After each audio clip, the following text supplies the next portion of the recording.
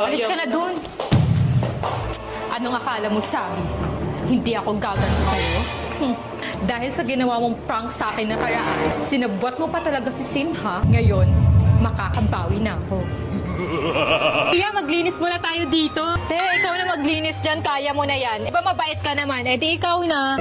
Hi, Waffle! Hindi na kayo tuyot. O sige na, tulungan na kita dyan. Hindi ka naman ba? Ang bait mo din naman.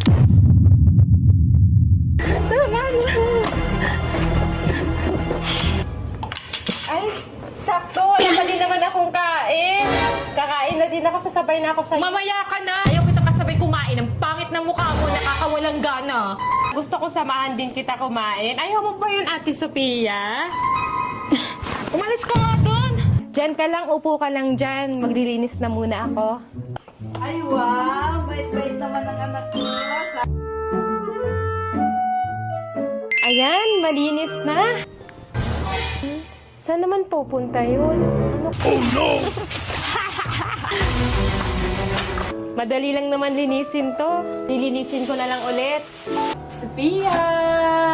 Kawawa ka naman. Ikaw lang mag-isa sa room. Samahan na lang kita. Ka sa labas. Pa? Aba? Ah! Lutuan ko na lang siya ng favorite niya. Sophia! Ano ba? Nilutuan kita ng ramen. Favorite mo. Inutusan ba kita niyan? Ayaw ko kumain yan. Ano? Gusto mo, samahan na lang kita matulog sa kwarto mo? Kaya dati, nung mga bata pa tayo, lagi tayo magkatabi matulog. Gusto mo magkatabi tayo matulog? Diyan ka. Kulit-kulit mo, ha? Yeah.